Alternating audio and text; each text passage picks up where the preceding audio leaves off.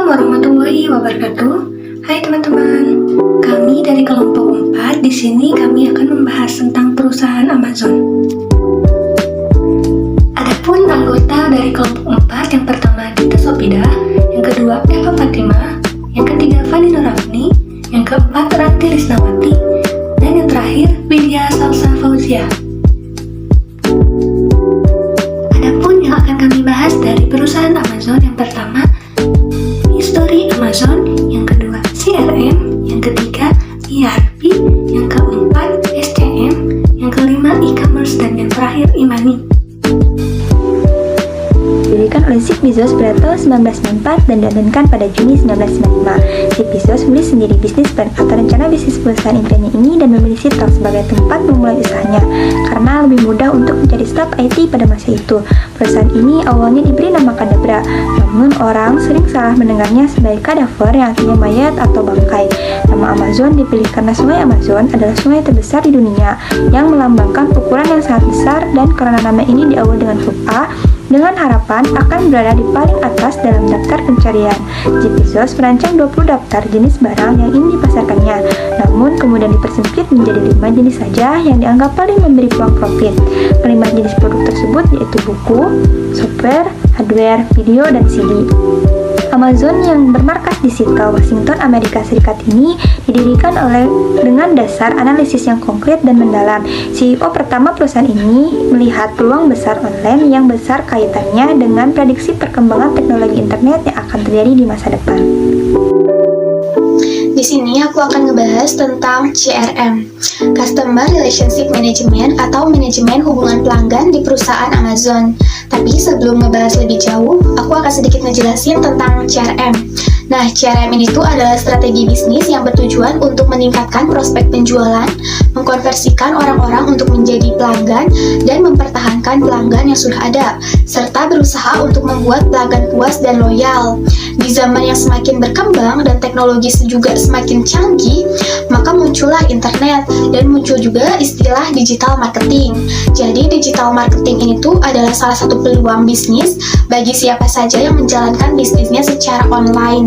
Jadi mereka itu bisa memasarkan atau mempromosikan produknya melalui jejaring internet. Sama halnya dengan perusahaan Amazon, pada awalnya mereka juga menjual buku secara online. Tapi kembali lagi sesuai dengan tujuan perusahaan, bahwa perusahaan Amazon ini berdiri bukan untuk menjadi toko buku online terbesar di dunia, melainkan untuk menjadi toko serba ada online terbesar di dunia. Nah, terbukti dengan penawaran yang mereka tawarkan kepada para pelanggannya, yaitu bukan cuma buku aja, tapi mereka juga menawarkan berbagai item dan layanan yang bisa dinikmati oleh para pelanggannya. Nah, seperti yang terjadi di tahun 2000-an, perusahaan Amazon ini tuh mampu mengumpulkan sebanyak 3 juta pelanggan baru, padahal pada saat itu digital marketing tuh masih terdengar asing di telinga publik. Tapi mereka tuh benar-benar bisa memanfaatkan situasi yang ada sehingga mereka bisa mengumpulkan pelanggan baru dengan sebanyak itu. Nah, seperti yang terjadi juga di tahun 2002.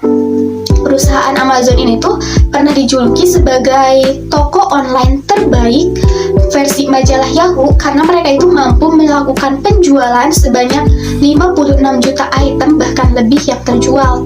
Keren banget kan, di zaman yang istilahnya digital marketing tuh baru berkembang, tapi mereka tuh udah bisa memanfaatkan situasinya.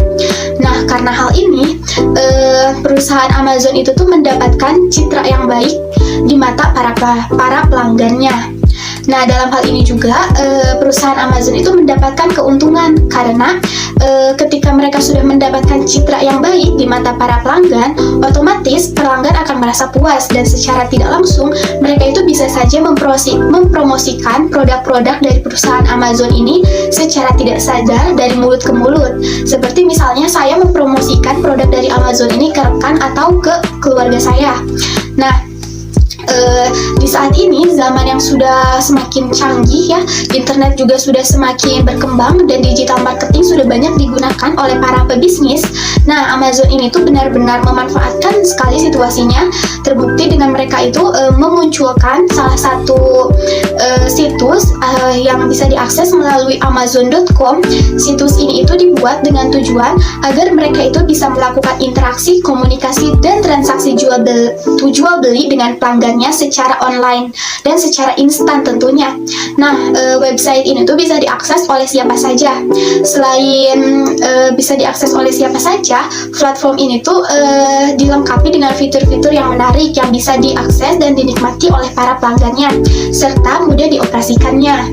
Nah, dalam hal digital marketing, dalam membangun hubungan dengan pelanggannya, perusahaan Amazon itu selalu melakukan promosi dan memberikan layanan terbaik kepada para pelanggannya.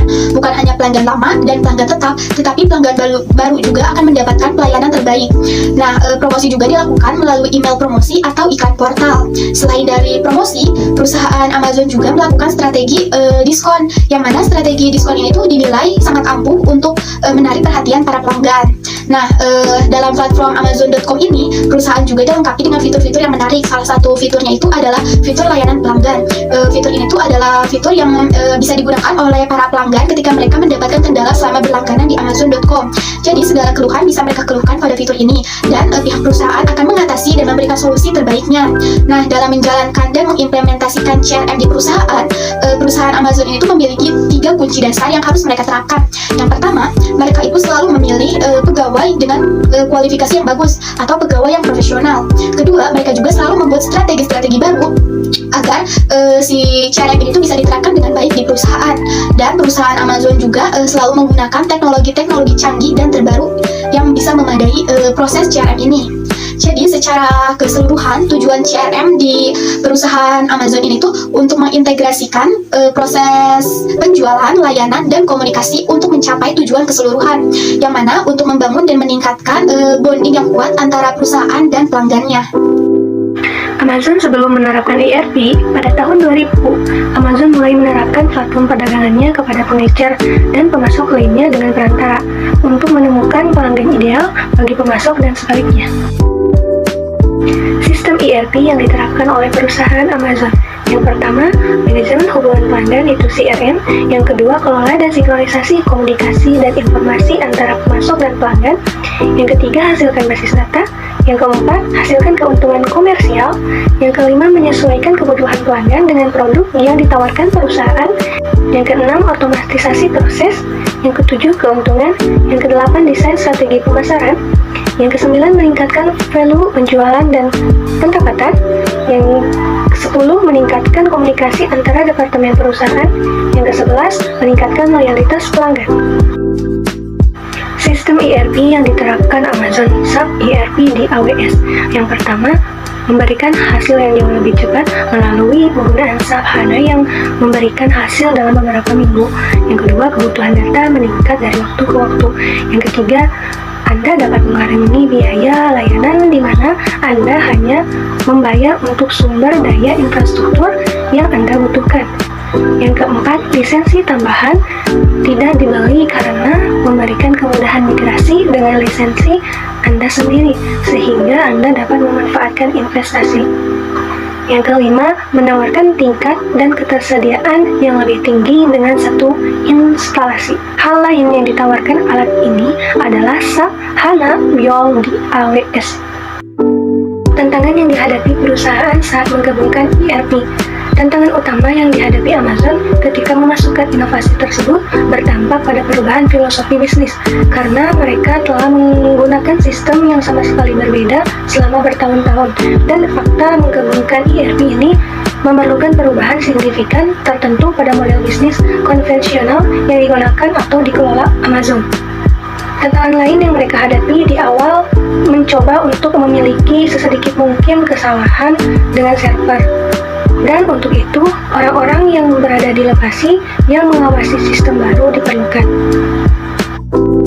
Proses implementasi ERP umum sistem Amazon, ERP waktu, biaya, modul yang telah difokuskan, dan lain-lain. Ini berfokus pada modul pengumpulan data, penyimpanan data pribadi, rekomendasi, layanan, pelanggan, pasar Kindle, dan pengembalian. Sekarang, seperti yang disebutkan, Amazon tidak pergi ke pasar untuk mencari perangkat lunak terbaik, melainkan memutuskan untuk menginvestasikan banyak waktu dan uang untuk membuat perangkat lunaknya sendiri, untuk menyesuaikan dengan kebutuhan spesifiknya. Butuh beberapa tahun untuk mengimplementasikan ERP, sulit untuk mengatakan dengan tepat berapa lama sejak perusahaan berfokus untuk menciptakan CRM terbaik sejak awal. Biaya berlangganan, biaya pengguna, biaya perlayanan, biaya penyesuaian, pelatihan, migrasi informasi, antara lain harus diperhitungkan. Oleh karena itu, biaya penerapan sistem ini sangat besar dalam waktu dan uang. Kemiripan sebelum implementasi. Yang pertama, gugatan atas penggunaan informasi antar pesaing. Yang kedua, kurangnya sistem yang akan mendukung peningkatan penggunaan internet, pesanan rumah. Yang ketiga, strategi pemasaran. Yang keempat, ketidakpatuhan dengan waktu pengiriman. Tantangan yang dihadapi perusahaan saat menggabungkan ERP untuk mengaktifkan prosesnya. Yang pertama, email pelanggan dengan pembelian yang direkomendasikan, memberikan pengguna halaman web tertentu di mana artikel yang mungkin menarik bagi perusahaan saat dipromosikan. Yang ketiga, ini memungkinkan penggunaan untuk melakukan pembelian tanpa harus memasukkan kembali detail pembayaran. Yang keempat, menawarkan promosi dan insentif. Yang kelima, kelola program loyalitas. Yang keenam, berkomunikasi dengan pelanggan untuk menyelesaikan masalah apapun. Berikutnya yaitu ada SCM atau Supply Chain Management, atau yang biasa disebut dengan manajemen rantai pasok. Nah, lalu bagaimana Supply Chain Management yang ada di perusahaan Amazon pada awal didirikan hingga saat ini? Yang pertama yaitu pada saat didirikan atau saat adanya digital. Jeff Bezos sebagai pendiri dan pemilik perusahaan sudah merancang dengan sangat baik segala hal mengenai perusahaannya, mulai dari nama perusahaan, pendanaan, hingga bagaimana produk akan dipasarkan. Amazon memiliki situs online yang diberi nama dengan Amazon.com untuk memasarkan produknya yang berupa buku. Mereka bekerja sama dengan penulis dan perusahaan penerbitan untuk memasok buku yang akan dijual. Supply chain management dirancang dengan sangat baik sehingga pada bulan pertamanya bisnis Amazon sudah mampu menjual produknya ke 50 negara bagian Amerika Serikat dan sudah mampu menghasilkan transaksi sebesar $20.000 per minggu. Bagaimana supply chain management yang ada di perusahaan Amazon pada saat ini? Supply chain management merupakan salah satu kunci keberhasilan Amazon dalam memajukan perusahaannya. Hal tersebut didukung dengan kombinasi dari teknologi yang sangat canggih, jaringan warehouse yang luas, manajemen inventory yang berlapis, hingga transportasi yang memadai. Berikut supply chain management di perusahaan Amazon di era digitalisasi yang semakin maju. Yang pertama yaitu ada outsourcing inventory management, yaitu di mana jika e-commerce lain memerlukan 3 atau 4 hari dalam melakukan pengiriman barang, maka Amazon mampu melakukan pengiriman hanya dalam hitungan jam paling maksimal sehari. Yang kedua yaitu ada delivery option to customer, yaitu pilihan tipe pengiriman barang dari yang paling cepat sampai pengiriman normal, yaitu ada push, yaitu penempatan gudang di area yang strategis lebih dekat dengan kota atau metropolitan, sehingga pesanan pelanggan bisa cepat ditindaklanjuti dan dikirim dari gudang terdekat. Yang keempat ada Amazon Warehouse Class and Zone, yaitu pemberian kode unik pada produk untuk mempermudah pencarian barang dan mempermudah proses pesanan pembeli. Yang kelima ada Warehouse Automation, yaitu penggunaan robot sebagai pengganti manusia dalam melakukan pekerjaan atau produksi agar lebih fleksibel. Yang keenam yaitu ada Supply Chain Cost, di mana Amazon mampu menjaga efisiensi keseluruhan biaya per unit secara keseluruhan hingga tingkat paling minimal. Nah, yang berikutnya adalah e-commerce. E-commerce secara umum dapat diartikan sebagai transaksi jual beli secara elektronik melalui media internet. Selain itu, e-commerce juga dapat diartikan sebagai suatu proses berbisnis dengan memakai teknologi elektronik yang menghubungkan antara perusahaan, konsumen, dan masyarakat dalam bentuk transaksi elektronik dan pertukaran atau penjualan barang, servis, dan informasi secara elektronik. Adapun e-commerce terdahulu dari perusahaan Amazon hanya menjual produk yang berupa buku saja, namun dalam ranah internasional di situsnya yaitu Amazon.com. Berikut e-commerce dari perusahaan Amazon. Yang pertama, Amazon.com, yang kedua, Amazon Fresh, yang ketiga, Amazon Luna, yang keempat, Amazon App Store, yang kelima, Amazon Music, yang keenam, Amazon Prime. Di sini saya akan memaparkan e-money yang ada di perusahaan Amazon. Sebelumnya saya akan menjelaskan sedikit tentang e-money. E-money adalah pembayaran yang berbentuk elektronik, di mana nilai uangnya disimpan di media elektronik tertentu. Biasanya transaksinya menggunakan jaringan internet karena pemakaiannya menggunakan perangkat, telepon pintar, atau komputer. Pada saat berdiri, perusahaan Amazon sudah menggunakan metode pembayaran digital, yaitu transfer. Seiring berjalannya waktu dan digital marketing semakin berkembang, perusahaan Amazon menyediakan platform untuk melakukan pembayaran, yaitu Amazon Payment. Amazon Payment adalah pembayaran online yang memungkinkan pelanggan membayar pembelian mereka menggunakan akun Amazon. Untuk melakukan pembayaran, pelanggan dapat menggunakan kartu kredit, rekening bank, atau saldo yang ada di akun Amazon mereka.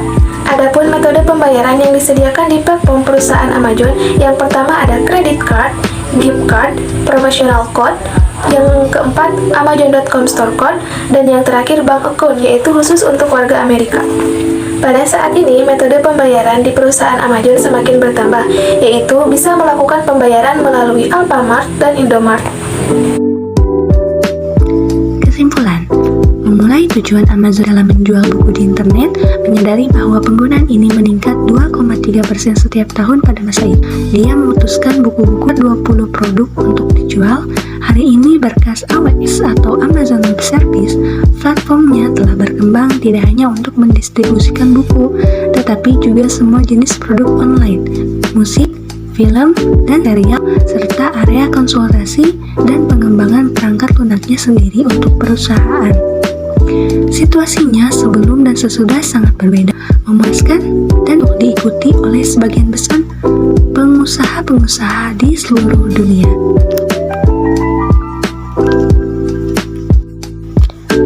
Adapun saran yang kami berikan untuk perusahaan Amazon, yang pertama meningkatkan strategi, yang kedua lebih menganalisis informasi, penyimpanan data, dan bersaing secara bijak. Yang ketiga, memudahkan negosiasi harga setelah deal. Yang keempat, perlindungan harga kepada konsumen. Yang kelima, produk tersedia juga harga rendah.